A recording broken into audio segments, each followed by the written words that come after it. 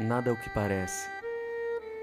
Quando você busca, você vê atrás do véu. O que é tudo isso? Ninguém sabe. Então, esse aqui é o Monge Urbano. É um podcast sobre espiritualidade, sobre iluminação espiritual, estados não ordinários de consciência, a busca por novos caminhos e reflexões em relação à vida. Então, seja bem-vindo. O que é a realidade? O que é a consciência, inconsciência?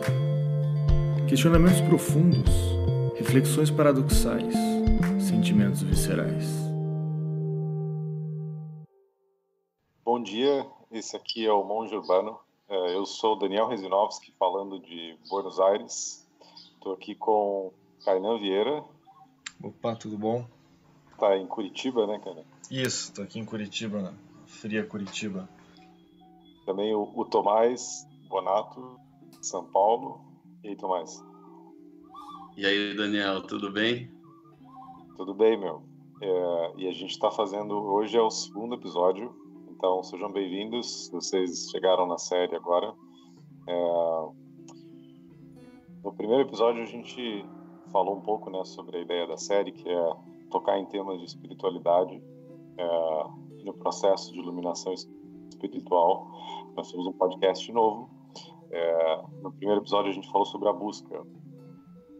Foi um dos temas que a gente pensou que seria digamos, bom para um começo, né? E hoje a gente estava com uma outra ideia, até a partir de um relato pessoal de uma situação que aconteceu com o Kainan, né, que é um dos nossos membros aqui. E a gente pensou em colocar como o tema de hoje um pouco a violência urbana, ou a experiência urbana hoje, né? Que eu acho que não é por acaso assim que o nome do podcast é Monge Urbano, e acho que muitos de nós que estamos ouvindo, que participamos, a gente vive em cidades e a gente é tocado pela experiência da violência ou falando de uma maneira assim mais mística, do samsara mesmo, o lado difícil da existência e da realidade, né? Ou seja, a vida tem muitas questões difíceis, a presença do mal, né? Então o tema de hoje a gente vai explorar isso, assim, ver por onde que tipo de reflexões a gente pode extrair, e partindo do relato do Kainan, né, Kainan? Não sei como é que você sente compartilhar o que rolou.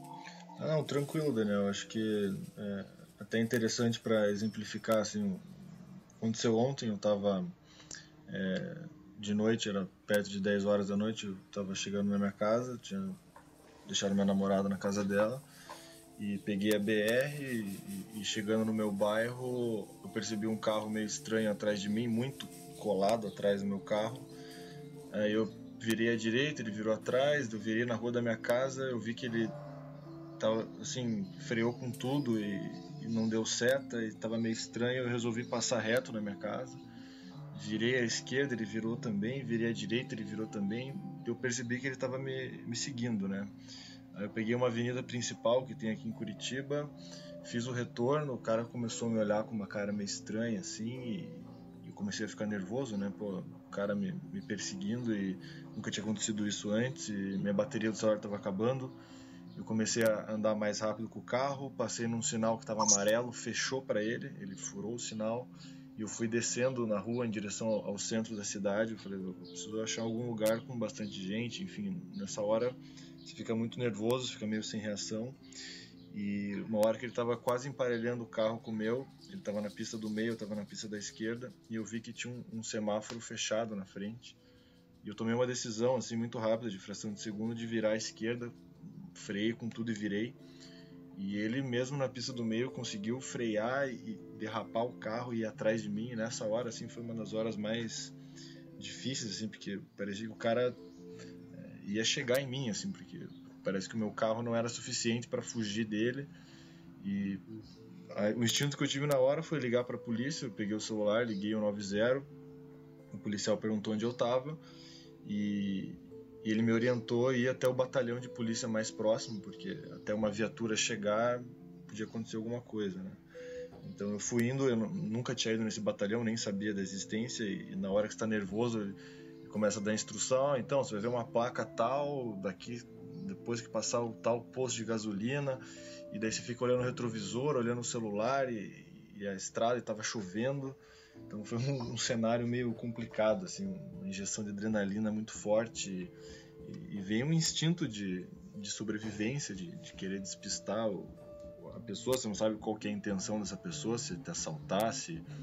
Até fiquei... Não começou a decidir do nada. Até fiquei depois pensando qual seria o motivo disso, né?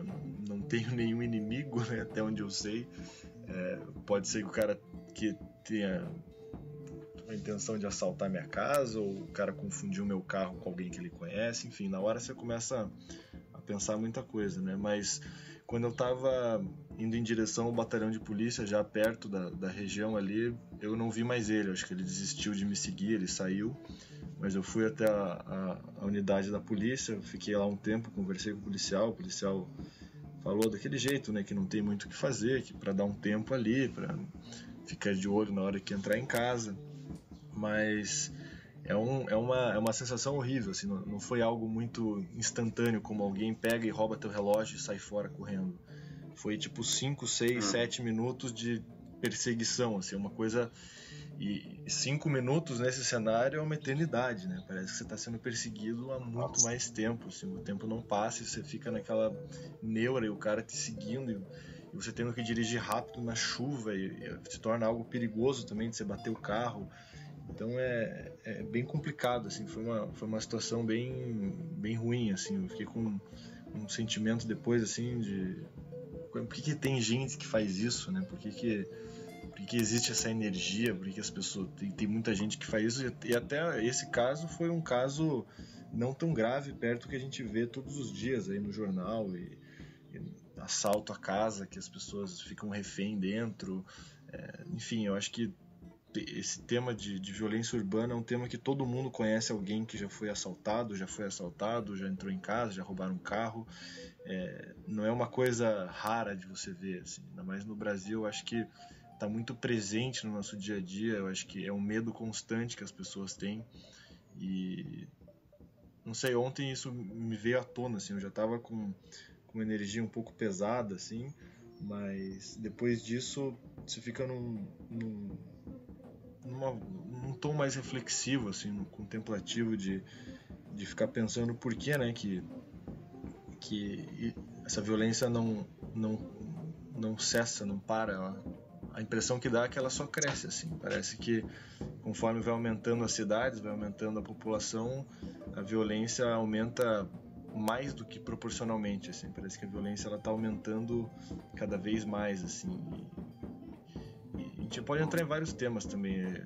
O tema também de educação, que vem lá da base da sociedade. Também o sistema penal brasileiro é um sistema que não favorece em nada, a pessoa que vai para a cadeia sai de lá pior, enfim, são outras derivações disso, mas eu acho que a origem disso tudo, né, essa energia negativa que alimenta esse tipo de ação de pessoas, de quadrilhas, enfim, isso que é uma questão que eu abro, assim, para até vocês quiserem dar a opinião de vocês, assim, o que alimenta isso, por que tá tão por que isso cresce tanto, assim, por que essa violência é tão presente ainda mais nos centros urbanos, assim. Pois é, né, porque é realmente, como você colocou, uma espécie de... É uma cadeia de eventos, né, é um elo, assim, que une... a experiência do mal, ela vai se propagando, né, ou seja... O sujeito é assaltado e aí ele é afetado por isso, e aí, digamos, a tendência dele vai ser de rechaçar, digamos, a sociedade de modo geral, ou seja, isso vai sendo acumulado, né, essas energias negativas e vão sendo acumulados, né, por nós, assim. Você comentou do teu relato aí. E, bom, em algumas semanas, bom, vocês sabem, eu tive um assalto aqui em Buenos Aires, quer dizer, roubaram aqui o meu apartamento, pra vocês verem como nós do Mojubão estamos um pouco zicados, né? É uma amostra de dois pessoas de 3, assim, é uma proporção meio alta. Então, se tiver uma Ou é a representação justa, no né? programa. Pois é, por favor, mande sua mensagem, nós aceitamos contribuições. Não, mas estou brincando, né? Mas eu tive um robô aqui em casa e eu acho que é um pouco isso que você colocou, né? Ou seja, é o sentimento assim de que chove para todo mundo, né? No sentido de não importa quem você seja, ou seja, por que o mal acontece para pessoas boas, né? Para todo mundo? Porque é realmente é algo realmente indiferente nesse sentido. Assim, fala um pouco da natureza desse mundo, assim, né? Ou seja, eu por exemplo, já fui assaltado num mosteiro. Eu acho que depois daquela experiência, Nossa, né? qual que é a chance de É o recorde, né? É porque aí eu tava fazendo um retiro no mosteiro, aí fui ficar 2 dias no mosteiro, aí fui meditar. E era a época que eu tava pensando em ser monge. Aí beleza, fiquei 2 dias lá. Aí falei, vou ficar o 3º, 4º, 5º, 6º. Aí no 7º dia entra um sujeito com uma arma e meio que me faz uma pergunta, na hora eu não vi.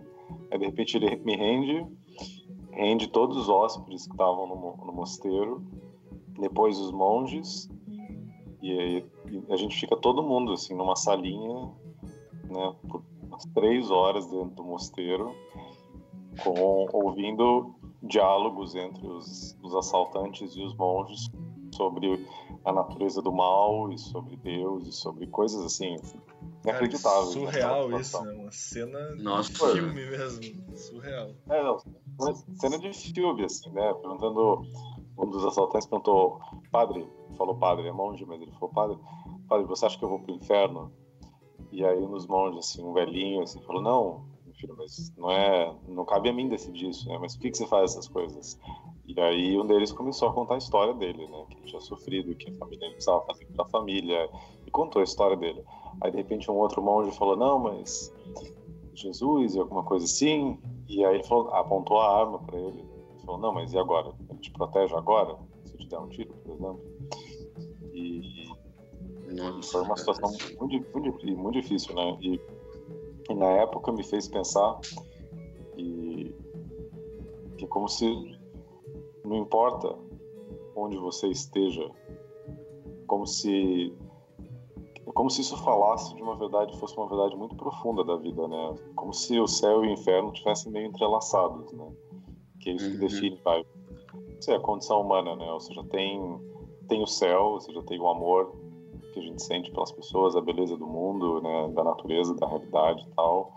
E tem ao mesmo tempo, né? Todas as notas dissonantes que falam do sofrimento humano, né? E o mal nasce do sofrimento humano. Tem uma frase do Khalil Gibran que diz assim, o que é o mal se não o bem torturado pela fome e sede? É um pouco isso, assim, ou seja, como naquele filme que eu estava comentando com vocês antes do programa começar, que algumas pessoas podem ter visto no Netflix, chama Beasts of No Nation, que conta a história assim, de uma guerra civil na África. E aí, no começo do filme, tem umas crianças, tem uma família, né, que está vivendo nesse vilarejo, uma família super feliz, com dificuldades, né, por causa das circunstâncias, mas super feliz. E de repente eles têm um exército que vai invadir a cidade, e aí a família tem que se dividir, a mãe tem que levar 2 dos filhos para outro lugar, e aí o pai fica com 2 ou 3 dos meninos. E aí, em pouco tempo, entra um exército ali e faz uma chacina na cidade e mata o pai e os meninos. Quer dizer, o pai, 2 dos irmãos, mas um dos meninos, o personagem principal, sobrevive. E aí ele foge, ele vai para uma floresta, e aí, em pouco tempo, ele encontra um exército dos rebeldes, composto assim, por crianças e adolescentes, e ele entra no exército, e aí ele é batizado, assim, no sentido de ele tem que matar um homem em pouco tempo. Então tem uma cena assim onde tem digamos, coronel assim do general olha para ele e fala, mata esse homem, assim, foi esse homem que matou teu pai, assim. teus irmãos. E o menino não quer, assim, né? E é um menino, né, que você viu algumas cenas atrás, você viu ele rindo, brincando, fazendo a coisa mais infantil do mundo, né? E aí ele tá ali, assim, né, com um facão na mão, e aí de repente ele vai lá e mata o cara. E é onde acontece a transição, né? É o rito de passagem, né? É o rito de passagem, onde é uma conversão às avessas, né? Então, e aí vocês tinham comentado, né? O Caio falou, né? Da presença disso nas favelas, ou no Estado Islâmico, ou em vários lugares do mundo, ou seja, né? Isso... O bem que faz parte das pessoas, meio que pela presença, assim, da dor, assim, do sofrimento, do mal, isso vai sendo minado, né? Cada vez. É assim que esse processo se dá, né? É assim que eu concebo, né? Não sei o que vocês veem, como vocês veem esse tema. Eu lembrei daquela frase, só falando da criança, né? Que o homem nasce bom, a sociedade o corrompe, né? Porque eu acho que nenhuma criança nasce com um instinto mal, querendo fazer o mal, né? Eu acho que as circunstâncias da sociedade levam ela a fazer o mal, assim, né? E isso acho que fala muito, porque a nossa natureza não é fazer o mal. Acho que o ser humano, por sua natureza, é um ser social que, enfim, claro que as guerras estão presentes desde o início da humanidade, mas eu acho que não é o instinto mais natural, assim, de violência, de matar o outro. Não. Eu acho que até o humano é a única espécie que... Única não, mas acho que é a que mais mata outros seres da mesma espécie, né?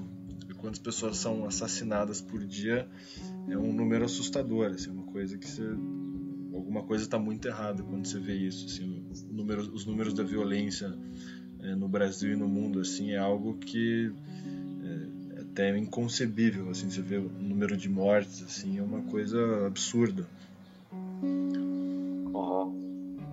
Te faz pensar, assim, né, sobre como é que esses desequilíbrios, assim, eles foram se propagando, né, com o tempo, né, de onde tem um filme que eu gosto muito, que é Além da Linha Vermelha. Não sei se vocês já assistiram. Esse não.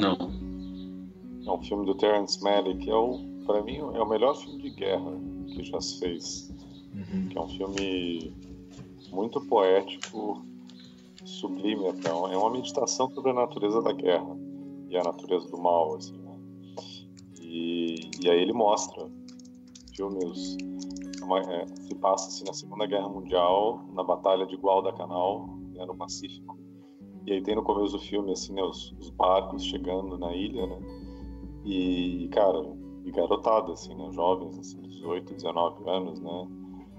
Pra basicamente preparar uma morte, assim, pra 18, 19 anos, né? Eles estão chegando ali na ilha e eles começam a lutar, né? Entram na guerra, e aí em pouco tempo, bom, as pessoas começam a morrer, né? Começam os conflitos ali, e aí o Malick traz umas meditações muito bonitas na voz de alguns personagens, né? Ou seja, tem uma cena onde tem um personagem que ele tá olhando para a natureza, e aí ele olha assim e fala: de onde vem esse mal todo, né? Ele tá olhando para uma árvore, tá olhando para um cipó, assim, tá enrolado na árvore, e contemplando, assim, né, como... E alguns dos personagens, por exemplo, tem um sujeito, assim, que em determinado ponto ele enlouquece, né, e ele não consegue entender por que isso está acontecendo, né, e ele surta, e ele perde o batalhão não, ele perde a companhia inteira dele, os soldados que ele guiava, e aí todo mundo morre, e ele começa a evocar as palavras de Eclesiastes, né, ou seja... do pó ao pó, ou seja, tudo é pó, aqui todo mundo vai morrer. Que, para mim, acho que toca, assim, talvez no que seja a raiz, assim, da experiência do mal, seja uma experiência seja uma incapacidade de reconhecer a morte, assim, de ter que projetar ela, como se fosse, porque é isso que realmente mexe cada um de nós, assim, no nível profundo, né? É a experiência da mortalidade, né? Ou seja, a gente... É difícil conceber, assim, a sequência de eventos que provocam que alguém, assim, para dizer de uma maneira metafórica, né, passe para o lado escuro da força. Não que seja difícil falar dessa maneira, porque cada um de nós, ninguém é santo aqui, né? Mas existem certos graus, vai, né?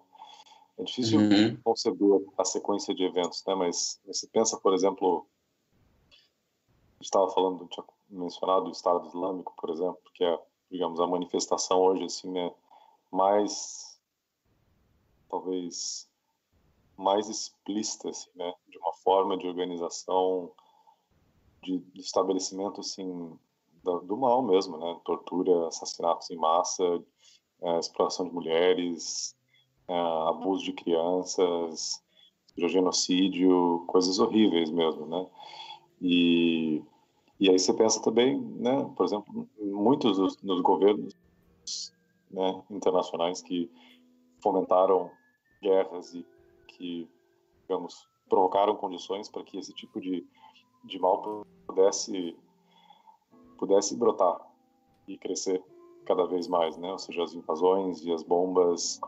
Você fica pensando assim, né? Ou seja, eu lembro que quando me roubaram aqui na Argentina, no primeiro momento eu senti muita raiva, né? Porque roubaram uma câmera e uns arquivos do computador, ou seja, uma coisa completamente mínima, mas que para mim, não sei, eu gostava de arquivos, por exemplo, e senti muita raiva, né? E para uma pessoa passar, isso é uma gota disso, né? Dessa experiência de raiva para realmente provocar o mal, ou seja, não sei, crianças que crescem numa pobreza extrema ou numa situação de nesses lugares, por exemplo, do Oriente Médio, onde os pais são mortos por bombardeios, onde os irmãos morrem também. Isso já você vai gerando situações onde a experiência da dor, assim, e do ódio começam a caminhar juntas, né?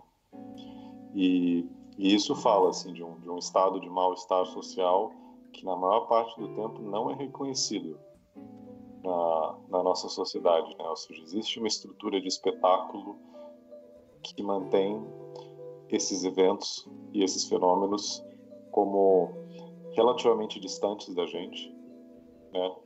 Claro, nesses momentos onde a gente é tocado, assim, né, por um assalto, um roubo, uma perseguição, que meio que o tecido da vida normal ele é partido, aí a gente sente a presença disso, né? Mas eu tenho a sensação de que se não fosse por essa narrativa que é sobreposta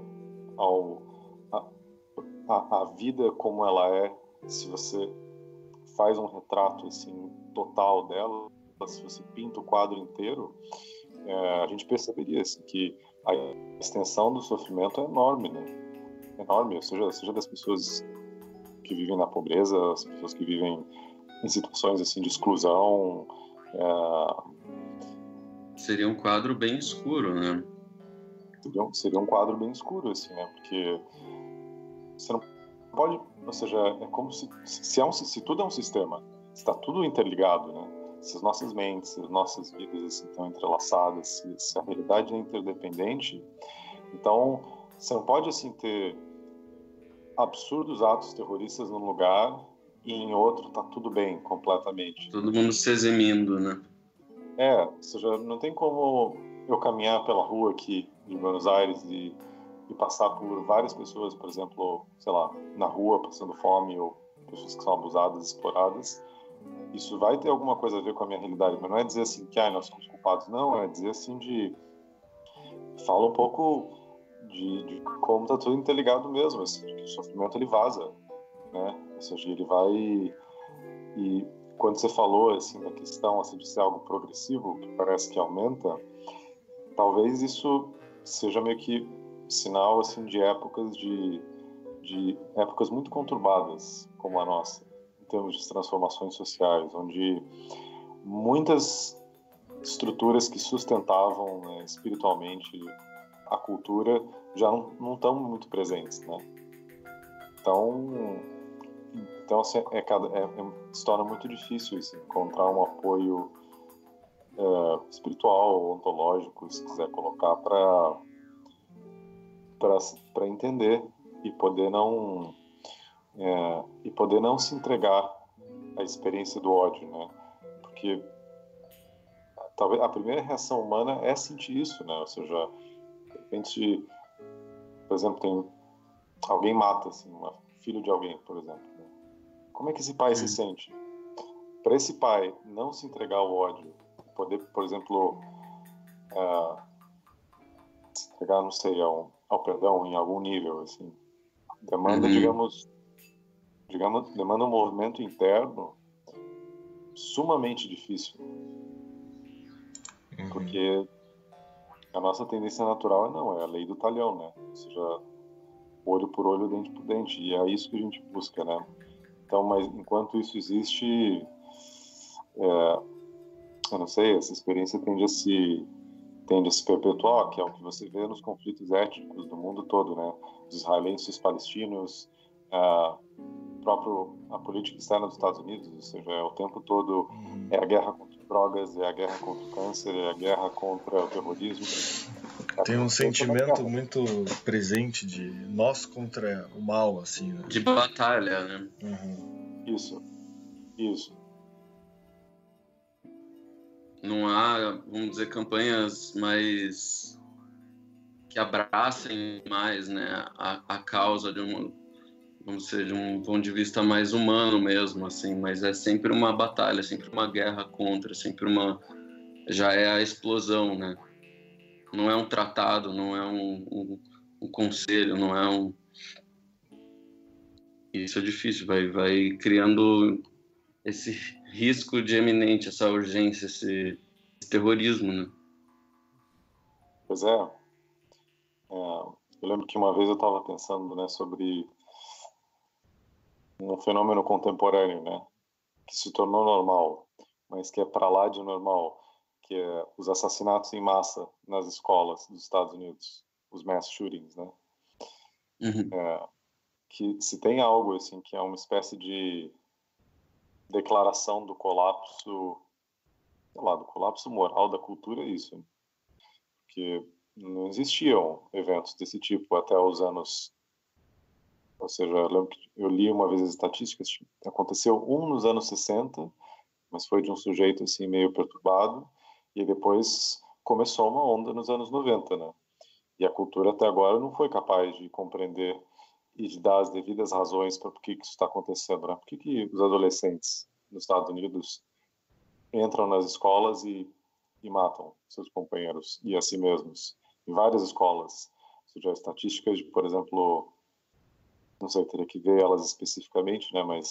Mas num ritmo muito, muito surreal, né? Ou seja, tem uma experiência de um fracasso social muito intenso que começa a se perpetuar numa experiência de mal-estar que já não é contida, assim, ou seja, como se o mal-estar começasse a vazar na estrutura da consciência coletiva, né? Porque assim, e aí eventos desse tipo tendem a crescer, né? E a maioria desses mass shootings, assim, nas escolas, são seguidos de suicídios, né? Então, a pessoa vai, mata várias pessoas, depois se mata, e isso pode ser pensado muitas vezes também como os desdobramentos, assim, da infância, né? Do período em que o adolescente começa a ver sua infância e tentar se encontrar, né, encontrar a sua identidade, mas ele fica travado por alguns maus que estão na estrutura, né, da sociedade, tipo o machismo, tipo o racismo em alguns casos. E tem um documentário bem legal também no Netflix falando sobre isso agora, que é o The Mask You Live In, que retrata assim um pouco do drama de adolescentes nos Estados Unidos por causa dessa cultura racista, machista, como isso na estrutura da sociedade tem levado a alguns eventos de suicídio, de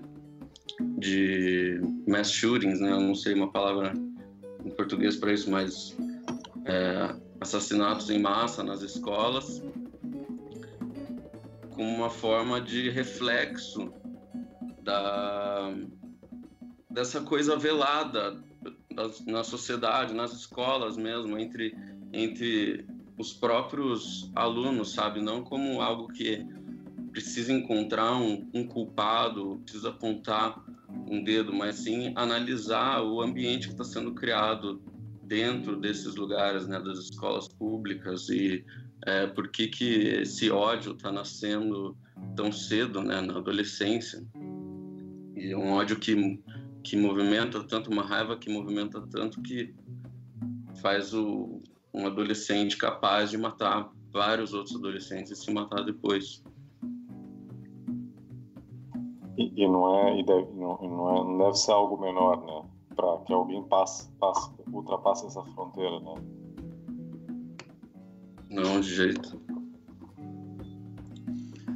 Daquela hora você comentou sobre esse espetáculo que é criado, né? Como se a violência estivesse longe, né? Lá no Oriente Médio, lá na África, ou lá na favela, você que não mora na favela. E esse espetáculo ele é criado para realmente gerar uma ilusão de segurança ou de conforto nas pessoas. Por que é, qual que é a intenção desse espetáculo? Por que não tem essa realidade plena, como você comentou, assim? Eu acho que é um pouco isso que você mencionou. Existe não é algo... A cultura não tem reflexão suficiente sobre isso, né? É sempre um processo inconsciente, né? Mas é uma ilusão de controle da experiência da morte, né? Ou seja, a gente vê às vezes, você vê nas culturas antigas, né, que praticavam, por exemplo, rituais de sacrifício, como os incas, os maias, os astecas. Bom, os sacrifícios estão presentes em todas as culturas antigas. O próprio Antigo Testamento, assim, né? Ou seja, os judeus praticavam os holocaustos, né? Que é o termo para sacrifício para Deus. E a gente às vezes olha e fala, parece a coisa mais absurda do mundo, né? Como se nós tivéssemos superado em todos os sentidos essa lógica, que a lógica do sacrifício, de certa maneira, é você ter um controle, assim, sobre a morte, né? Você, a partir da morte dessa criança, ou dessa virgem, ou dessas mulheres, ou desses soldados, esses jovens, o poder da morte sobre nós, ou seja, o poder da morte é o poder de Deus, assim, né? É Deus quem dá a vida e quem tira a vida. Então os deuses vão ser aplacados. Então nós vamos estar protegidos, né? Então nós não vamos ser tocados por isso que está o tempo todo presente, porque a morte está o tempo todo presente, né? Tem um livro do Ernest Becker que chama A Negação da Morte, e ele elabora isso de uma maneira maravilhosa, assim, ou seja, que o fato das nossas mortes é algo tão pungente, tão duro, que se a gente tivesse a contemplação contínua disso, as nossas vidas seriam transformadas, né? A gente... Talvez muito dessa estrutura social não seria capaz de se manter, né? Então a analogia contemporânea, né, dessas formas arcaicas de sacrifício é a guerra, por exemplo, né? A guerra é a externalização do mal e da morte. Então, um país entra em guerra, os Estados Unidos entra em guerra com todos esses lugares, e aí toda essa tensão interna, toda a experiência da morte, ela é projetada para fora, assim, ela vai para o outro. E aí, quando ela vai para o outro, ou seja, os indivíduos, eles nunca se deparam te dá um poder ilusório sobre a morte, né? Eu acho que talvez o que a experiência seria o misticismo às avessas último, que seria matar uma pessoa, provoque isso, temporariamente o sujeito sinta que ele ganha poder sobre a morte, né? Através da execução de um outro. E aí você se liberta temporariamente da condição humana, né? Você ganha um poder assim que só os deuses possuem. Para falar de uma maneira mítica, né, sobre isso. Sim. Então, até inconsciente, aí, né, bom, dessas pessoas que fazem isso. Muito, muito inconsciente, né? E existe uma relação, ou seja, talvez uma das grandes motivações, assim, né, que é para alguém empunhar uma arma e apontar ela para outra pessoa é a experiência de um poder. Para alguém que foi excluído, às vezes por toda uma vida, que foi rechaçado, que não tem lugar, que não tem voz, ou seja, uma arma é o último refúgio para você sentir alguém, para você sentir que você tem presença nesse mundo, né? Atrair atenção, né? Para atrair para que te atenção. olhem, né? Isso, para que te olhem, para dizer, olha, aqui eu não sou nada, eu não sou ninguém, mas olha, agora eu sou. Tá vendo? Que com essa arma aqui, a tua vida está nas minhas mãos. Olha que coisa profunda. Olha que coisa sagrada. Eu não sou tão insignificante assim. Né? E aí, bom, a dimensão do espetáculo vem porque vem através da banalização do mal, né? Ou seja, eu posso andar aqui na minha rua e ver um sujeito mal, caído. E se eu vejo ele do meu lado, eu vou me sentir mal. É muito real. Eu não vou conseguir tirar uma foto dele, assim, a não ser que seja um perverso. Né? Mas esse mal vai me tocar. Ele vai falar da minha vida. E se eu estiver indo comprar comida, assim, e ele estiver sem comida, e eu estiver sensível à condição dele, eu vou sentir isso, assim, né? Por que eu tenho comida e ele não? Mas se eu vejo essa cena, né? Assim, uma foto disso e debaixo, assim, uma foto do Starbucks, que é como, digamos, a consciência esquizofrênica da pós-modernidade formula isso, né? Então você entra num site de notícias e aí tem uma foto assim, a nova loja, nova hamburgueria, e aí embaixo assim uma criança africana morrendo. Isso acontece o tempo todo, né? É um paradoxo absurdo, né? Um negócio de dicotomia. Isso é a experiência, isso é uma espécie de loucura, uma loucura validada coletivamente, porque como é que você pode sobrepor ou justapor esses fatos absolutamente dissonantes e falar, olha, esse é o real. O real é essa hamburgueria, percebe como esse discurso vai sendo criado e ele vai sendo tecido, assim. E é um falso discurso, né? É uma de que falsa tá uma experiência. coisa longe da outra, né? De que não, como se não houvesse uma interpolação, né? Como se não tivesse misturado o bem e o mal, ou a desgraça e a abundância, né? A falta e a abundância. Fica, assim, vamos dizer, na cara, mas fica completamente afastado um do outro, né? E fica trivializado, né? Então, essa criança africana, uma pessoa da favela, ela é uma imagem numa tela. Porque, assim, a gente não pode esquecer, né? A representação do fato afeta a nossa experiência do fato. Assim, né? Uma coisa é ver a pessoa real, em carne e osso. Assim. Mas se você, por exemplo, se você é um decision maker em Washington, né? Se você é uma pessoa importante em Washington que tem que dar assinatura para uma nova invasão num país árabe, assim, do qual você conhece 3 linhas e do qual você viu 3 fotos na tua vida, porque você tem que bombardear um vilarejo, assim, onde supostamente tem terroristas, que você não sabe nem o que é esse vilarejo, você assina. Mas se você tiver, assim, se esse mesmo homem tivesse que caminhar para frente de um outro e dar uma porrada na cara do sujeito, talvez ele não conseguiria fazer isso.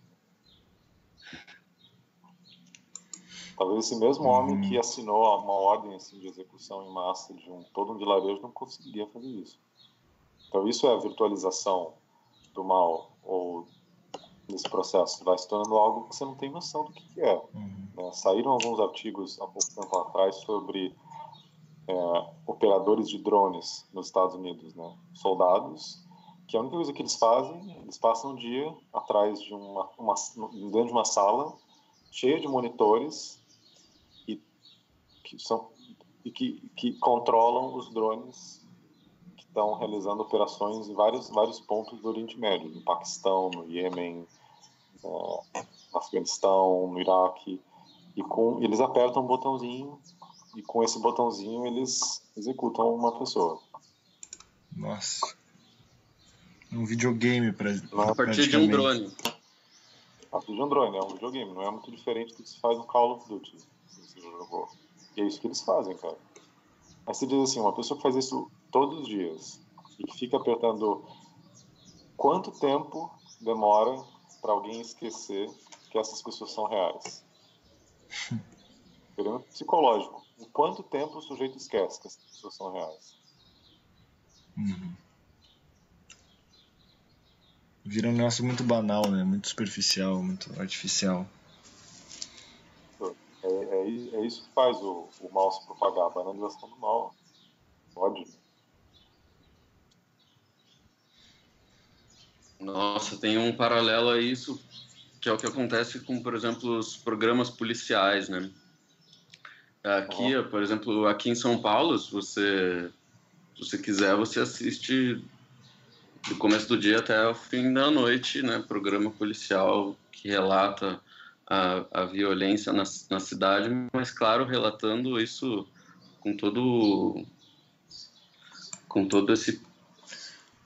essa banalidade do mal, e com toda uma marginalização e um sensacionalismo absurdo, né? Que eu passo mal realmente se eu ficar vendo um programa desse, assim, fico irritado, começo a me sentir angustiado mesmo, assim, mas é uma cultura viva aqui na cidade, você passar por lugares, lojas, lanchonetes, sabe? Lugares de convívio, de lazer, de alimentação, que está passando esse programa, e as pessoas estão assistindo e comentando, e o pessoal tem um certo apego à tragédia, ao desastre, ou à violência mal publicada, né? Como é no jornal, e isso dá um certo... me dá um desconforto, não me sinto, assim, capaz de partilhar disso, então, pelo meu lado, eu não entendo muito bem, mas dá esse paradigma, né, de que as pessoas estão aceitando e consumindo isso como uma realidade banal mesmo, assim, como algo que vale um eu parar aqui no meu lanche, contemplar isso, comentar disso, voltar ao trabalho em 2 minutos. Eu não sei mais o que é isso, não sei o que criou isso, não sei como isso chegou dessa forma no jornal, então é triste desse lado. Pior que tem muitos programas assim, né? Começou lá com o Alborguete, daí tem o Datena e outros caras assim, e você vê que o objetivo principal não é um jornalismo profissional, assim, não é um jornalismo de passar uma informação para a sociedade, é o puro entretenimento da tragédia, de mostrar uma catástrofe, de mostrar um assassinato, de entrevistar uma mãe que acabou de perder um filho, assim, um sensacionalismo absurdo, assim, realmente eu vejo que o objetivo deles é o Ibope, não é outra coisa. Eles fazem aquilo porque dá audiência. Notícia ruim dá audiência, infelizmente, né?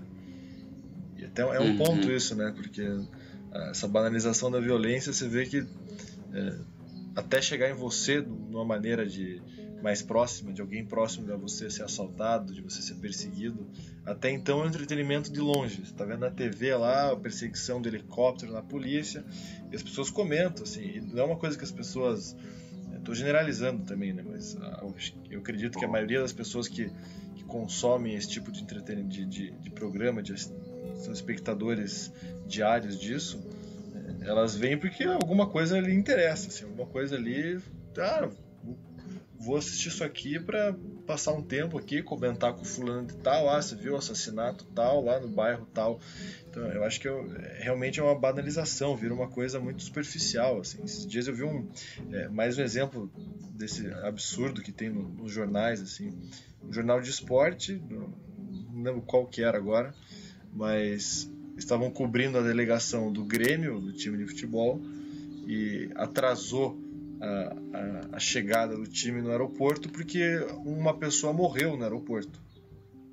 Alguém passou mal lá, teve um mal súbito lá, um infarto, não sei o que foi, a pessoa morreu e teve todo um problema lá no aeroporto. E a manchete da notícia era: delegação do Grêmio se atrasa por causa de morte no aeroporto.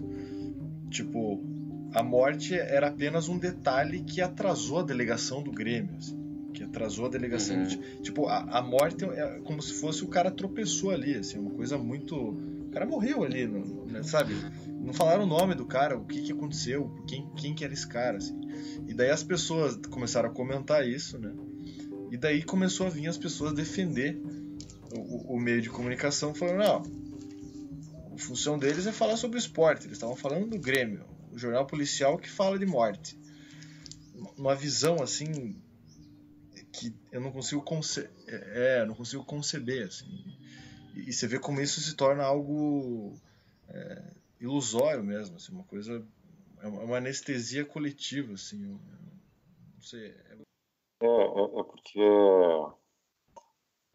Porque existe, quando a gente lê, por exemplo, né, os relatos medievais das execuções públicas, por exemplo, né, das pessoas que eram condenadas pela Inquisição e que eram queimadas em praça pública, como Giordano Bruno, por exemplo, né, vários santos católicos e tal, e como as pessoas eram tomadas, né, por uma ânsia de ver isso, e que isso não, a humanidade não mudou, né, isso está muito presente na consciência coletiva, né, esse desejo, assim, né, existe algo, assim, que existe uma pulsão autêntica, no sentido de que é um grande paradoxo, né, porque, por um lado, existe um fascínio e uma atração absoluta que a morte provoca, ou seja, por isso que uma pessoa, você tá caminhando na rua, tá dirigindo e tem um acidente e de repente todo mundo se junta para ver,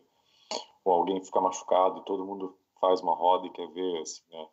Porque isso também para mim fala de uma consequência do recalque ou da repressão da presença da morte nas nossas vidas, né? A gente tem uma relação absolutamente antinatural com a morte, ou seja, há pouco tempo atrás as pessoas morriam em casa, né? As pessoas adoeciam e ficavam em casa.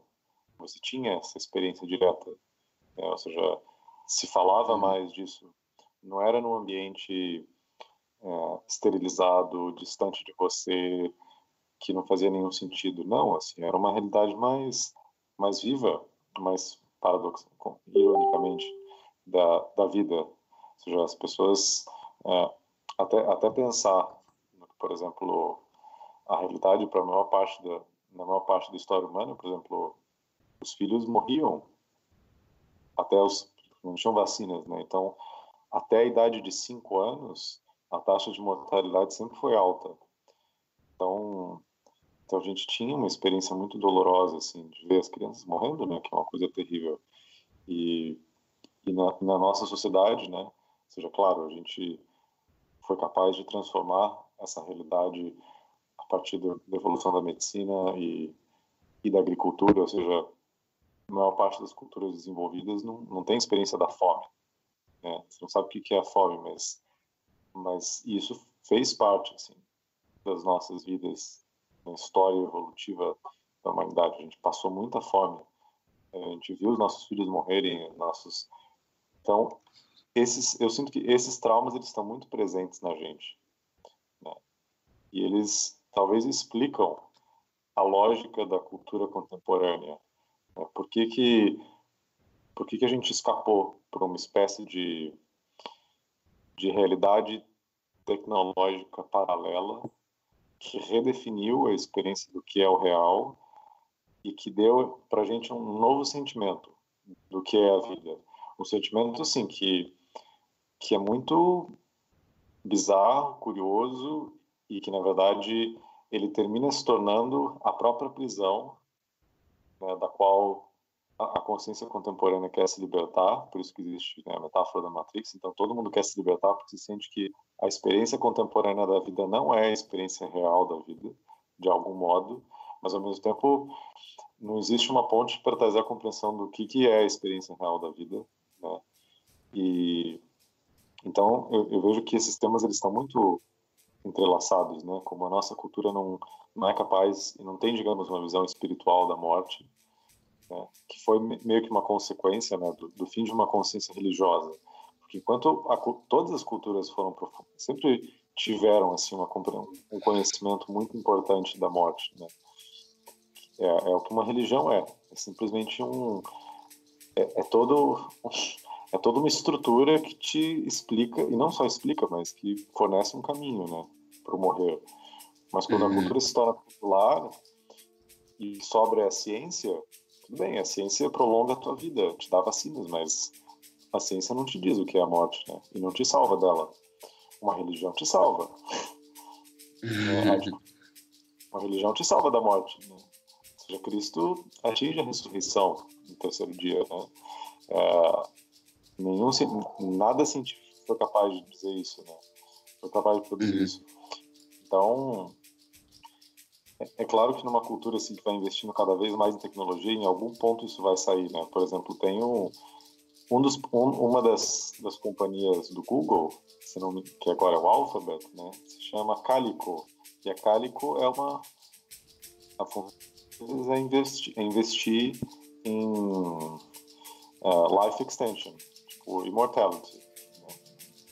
Nossa, já existe isso. Isso é pesado.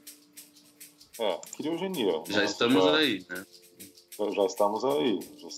O Ray Kurzweil, né, que é o famoso inventor, né, que escreveu The Singularity is Near e que, bom, é o diretor de tecnologia do Google, ele escreveu um livro sobre isso e ele defende, né, a visão assim dessa busca intensa pela imortalidade, né, a imortalidade tecnológica.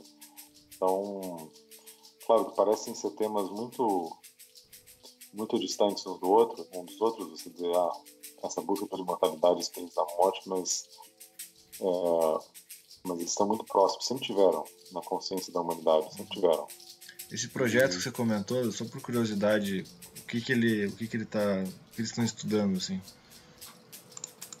O projeto de criogenia? Então, foi o primeiro. Eu esqueci o nome da startup que foi a primeira a promover isso. A primeira foi a Alcor. A Alcor ainda existe. Uhum. Então a Alcor, ela, se você pagar, sei lá quantos $1.000, depois, no momento que você morrer, eles congelam o teu cérebro ou o teu corpo. Com nitrogênio líquido, na esperança que no momento que a gente seja capaz de reconstruir, assim, de reativar o cérebro, o teu cérebro está lá. Isso existe. Que surreal isso, você pode cara. fazer. Então, criogenia, esse estágio de criogenia já existe. Agora, aí tem essa que é o estágio onde não tem a conservação, né, do batimento, né? Simplesmente congela tudo e espera, sei lá quantos anos. Aí você é acordado em 3.157 e aí quando você abre os olhos, assim, você fala, nossa, eu tô vivo. Aí fala, não. Assim, isso aqui é só uma simulação.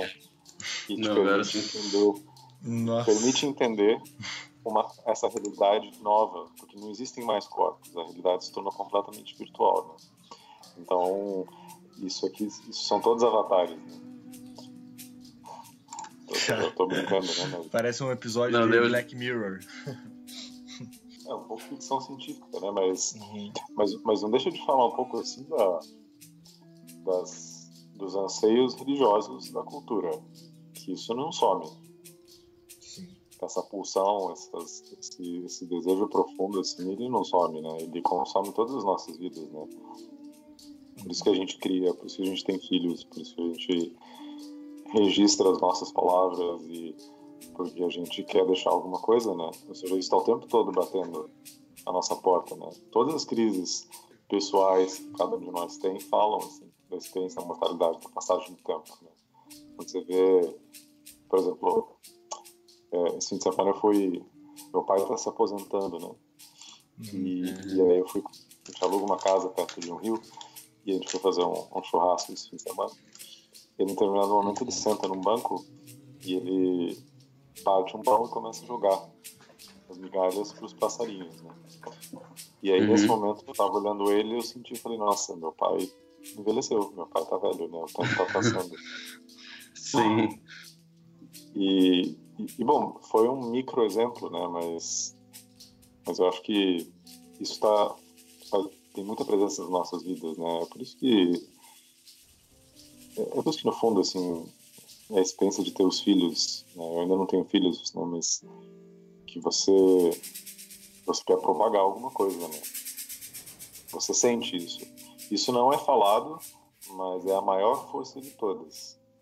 A experiência da passagem do tempo, a resistência ao tempo, né? A luta contra o tempo, a luta contra a morte. Só que essas energias vão sendo projetadas, né? Esse é o ponto.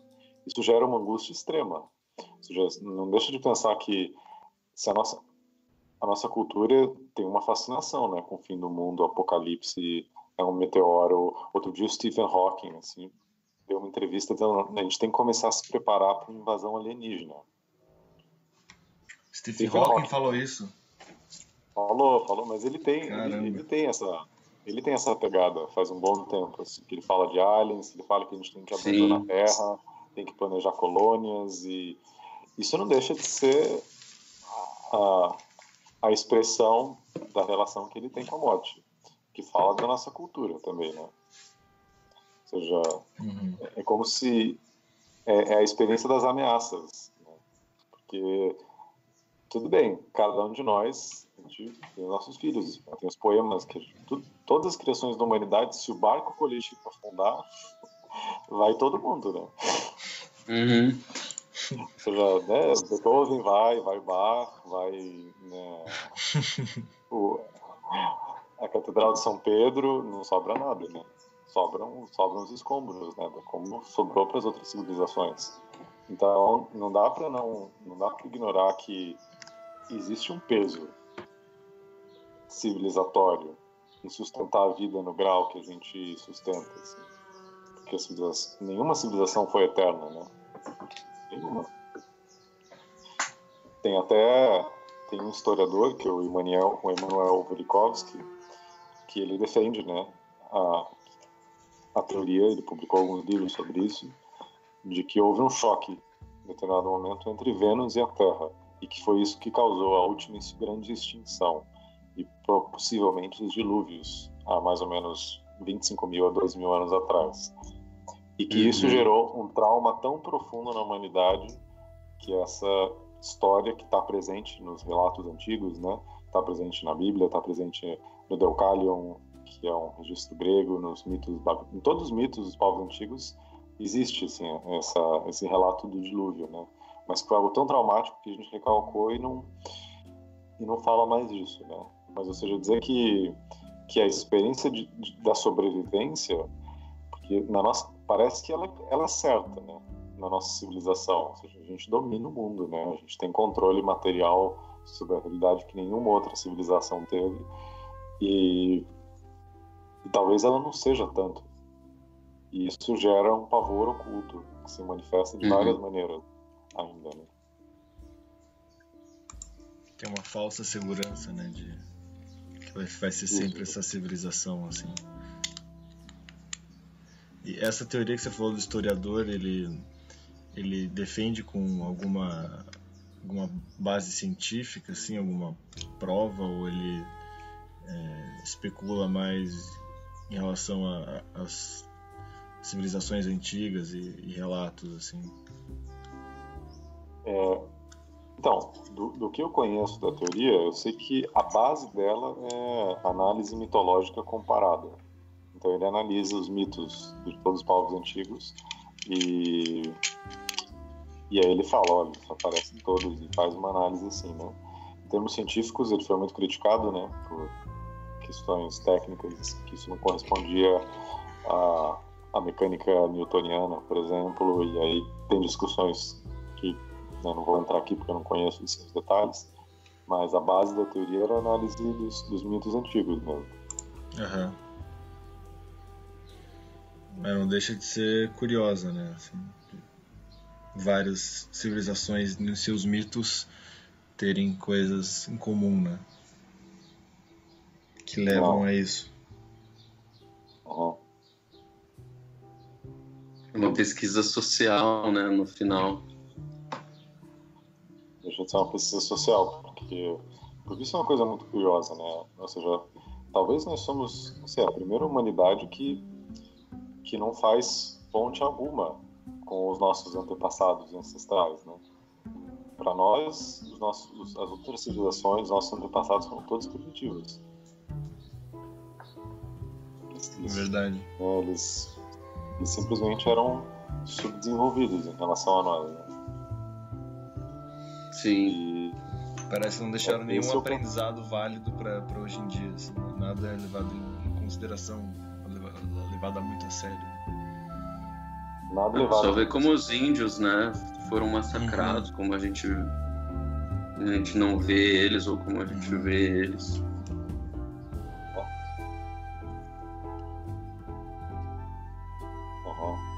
Que é um outro tema importante também. Claro, a cultura ameríndia é escondida, né? Foi escondida ao longo dos anos, assim, as pessoas não tiveram acesso e não quiseram acesso, né? Parecem não querer. Eu acho que isso que você começou querendo dizer, né, Dan? A gente nega, né, um passado ancestral, né? Isso. Existe uma negação profunda desse passado, né? Por não sei, vários... Teria que considerar os mecanismos psicológicos para isso, né? Mas é uma espécie de... Talvez seja um desejo, assim, de deixar de ser o que a gente sempre foi, né? Então, por isso que a vida moderna é tão diferente de qualquer coisa que a humanidade viveu até hoje. Ela é desconexa com o que tudo aconteceu, né?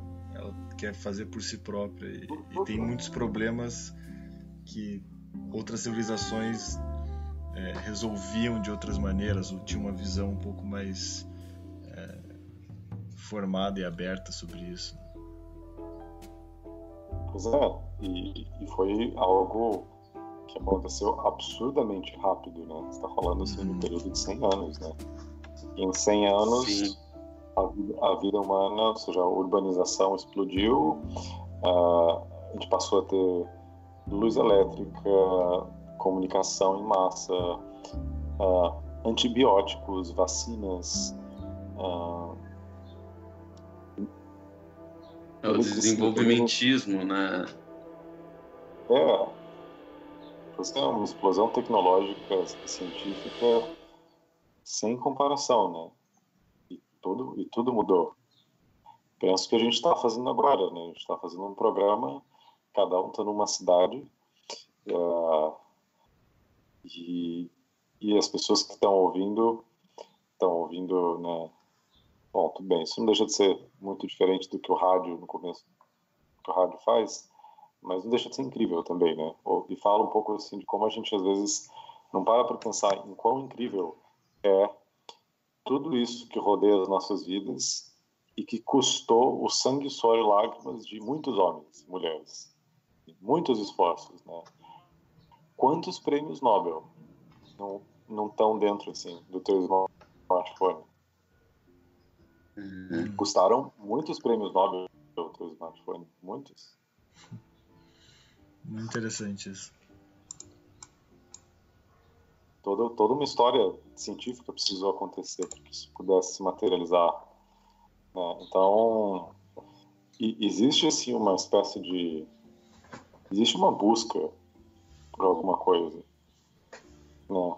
Pode até pensar assim, quem sabe a culminação da nossa civilização é produzir um IA, um AI, uma inteligência artificial,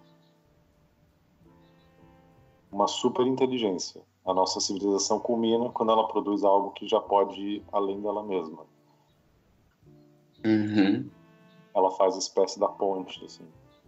Ou seja, isso é fazer a pergunta qual que é o sentido maior da nossa civilização. Ao que a nossa civilização almeja? Por que ela seguiu esse caminho tão diferente das outras? O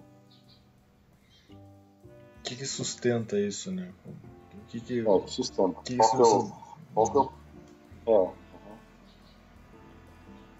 Você olha, por exemplo, a civilização, tudo bem que a gente está... Isso é uma baita digressão, né?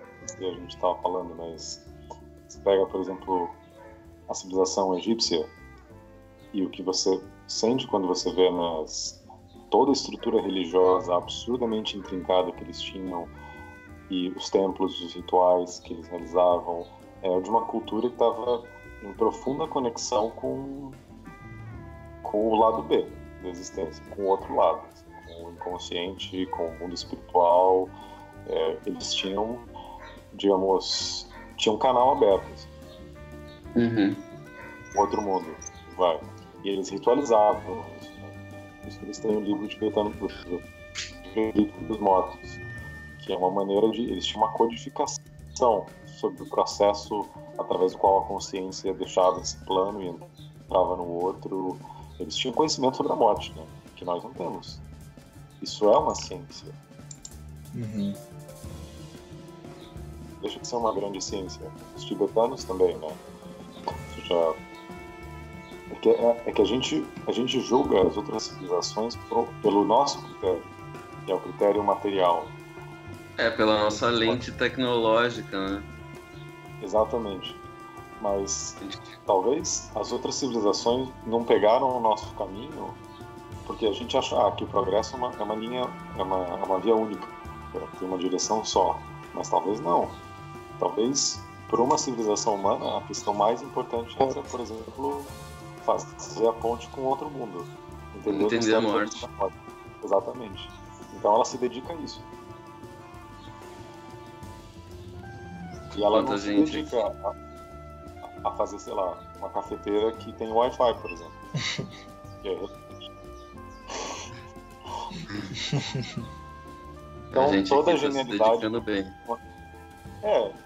Assim, tô brincando, né? Mas ou seja, toda a genialidade de uma cultura é direcionada a uma espécie ao problema que ela está tentando resolver, né? Um problema existencial, no fundo espiritual, né?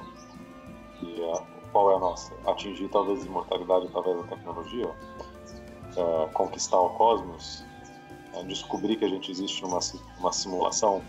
Por exemplo, o Elon Musk acredita e parece que financia um projeto para poder entender. Ou seja, tem muito pano para manga. Uhum. O Elon Musk, ele acredita que a gente vive numa simulação, é isso? Com certeza, não. Entre os bilionários assim, da tecnologia, assim, do Vale do Silício, isso tem alguns artigos que foram publicados, é uma discussão super... tá na mesa o tempo todo, de todo mundo. É mesmo? Tá mesmo. Nossa, não sabia disso. Curioso, né? É os caras que estão comandando a vanguarda da tecnologia mundial, né? O Google e todo o Vale do Silício lá, o futuro tá ali, né? O presente já tá ali, né? Mas cada vez mais eles estão ditando o que está acontecendo, né? Sim. Porque no fundo, né, todo o desenvolvimento da tecnologia tem um preço, assim. Ou seja, nada é feito por nada. Ou seja, existe um motivo, existe um porquê maior, né? Então, voltando assim, né, fazendo uma ponte com o tema que a gente trouxe no começo. Assim, né? Claro que a gente pode fazer assim uma crítica social vasta, e a toda a experiência do mal contemporâneo, ao sofrimento presente nas culturas, e das dificuldades sociopolíticas, né, de resolver isso. Mas não dá para deixar de pensar que, de certo modo, o mundo se tornou muito complexo, né? E é como se fosse o melhor que deu para fazer, com a consciência humana nesse estágio, com as ferramentas que a gente tem, né? E o que aconteceu? O mundo se deu desse jeito porque, né, as condições estavam prontas para isso, né? Mas que através da tecnologia, digamos, é a nossa busca messiânica, né? A gente busca as respostas que vão sanar tudo através disso. É isso que movimenta, né, espiritualmente a cultura, né? Voltada à tecnologia. A construção de um colisor de partícula, né, por exemplo. Por exemplo, uma superinteligência artificial que vai ser capaz de resolver, né, os problemas da humanidade, ou a cura de todas as doenças, por exemplo, né, ou a extensão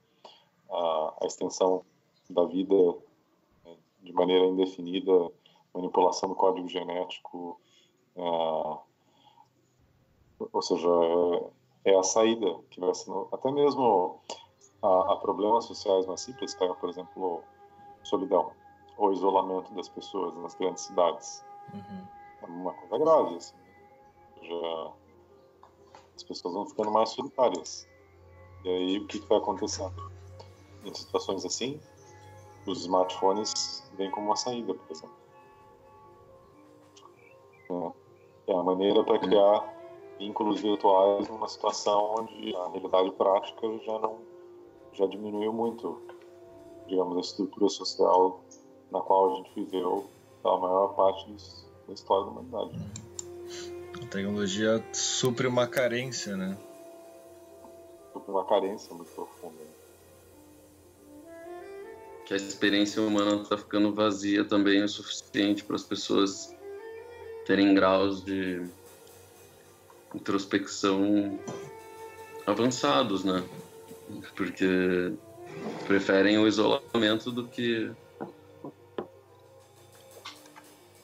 assim, não se encaixaram, né, socialmente, assim, nas suas jornadas de trabalho, nas suas famílias. Claro, e essa experiência, né, de vazio, ou de solidão, ou de alienação, todas essas questões, né, assim, que são, elas falam assim, do mal contemporâneo de uma maneira muito direta e explícita. Do mal não, mas do mal-estar contemporâneo. E aí eu acho que, para fazer a ponte, né, também com o tema, assim, né, dessa série, que paradoxalmente também termina sendo um portal, assim, para autoconhecimento. Porque enquanto está tudo bem, ninguém busca nada. A consciência não passa, não evolui, se desenvolve, né? Ou seja, é através de choques e de crises e de obstáculos e dificuldades que a consciência passa para os próximos estágios, né? Então, isso ocorre no nível individual, mas no nível coletivo também, né? Então, todas essas dificuldades, assim, ou seja, a gente começou o episódio de hoje falando sobre, o Kainan comentou da experiência dele, né, ter sido perseguido, e a gente, a partir disso, partiu para uma reflexão, né, coletiva sobre a violência das cidades, e aí depois para o mal como um aspecto central da condição humana, e como ele está onipresente no mundo, e como ele fala, assim, do sofrimento no mundo. Então, a partir de uma experiência, ou talvez a gente pudesse extrair muito mais das nossas experiências de um modo geral, né? Esse é um ponto, assim, né, do que a gente pode, assim, conceber como uma espécie de filosofia do despertar, né? Se você realmente se torna sensível e se permite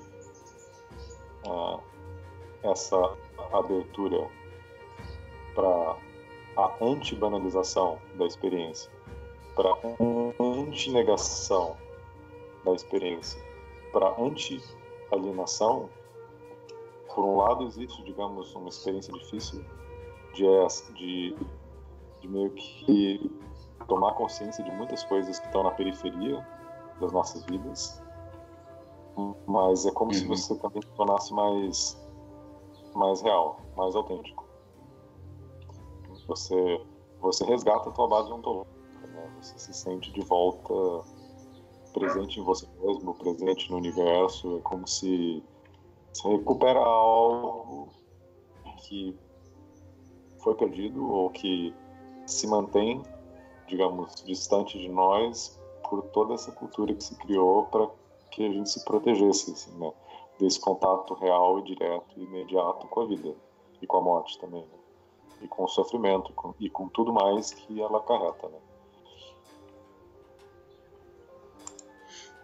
Muito interessante como permeou, né? Como a gente começou num tema até cotidiano e como isso foi se ampliando e a gente permeou vários temas e a gente chega num ponto assim que até é comum nas nossas conversas, que acho que diz muito, né?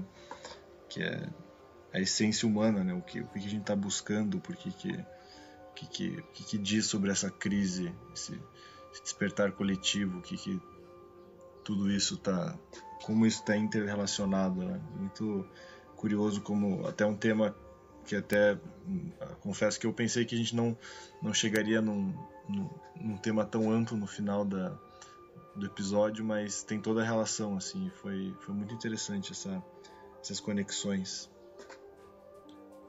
Eu acho que mostra o quão complexo é, né?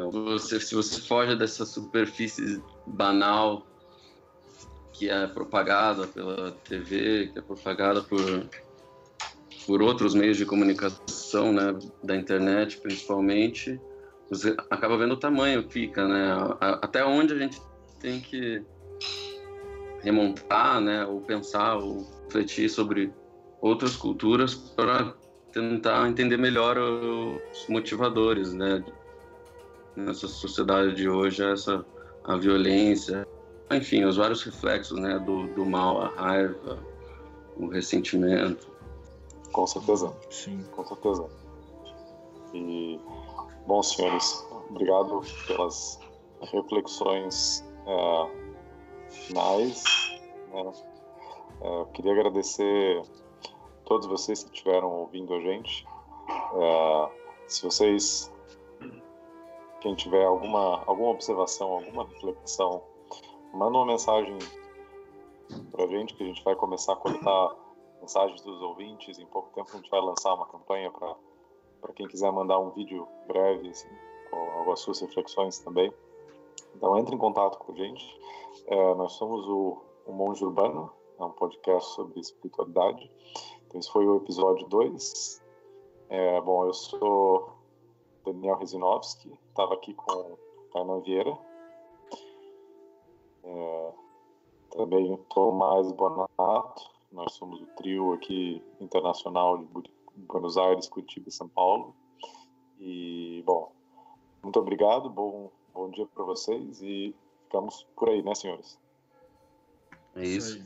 Muito obrigado aí pela conversa de hoje aí, foi muito bom, até para minha experiência própria, assim, teve um entendimento muito maior, assim, do que apenas pensar que é a violência urbana pela violência, assim. Então foi muito bacana abrir, e com certeza muitas pessoas que nos ouviram já passaram por situações parecidas e em algum momento se identificaram, né? Espero que tenham se identificado, e também fica aqui o reforço para entrar em contato, que eu acho que cada vez mais a gente precisa dessa troca para conhecer melhor quem é você que está ouvindo a gente e como que a gente pode seguir da melhor forma para realmente haver uma troca verdadeira de experiência, de conhecimento, de ideias entre todos. Um abraço. Um abraço. Um abraço. Ficamos por aí, então. Monge Urbano.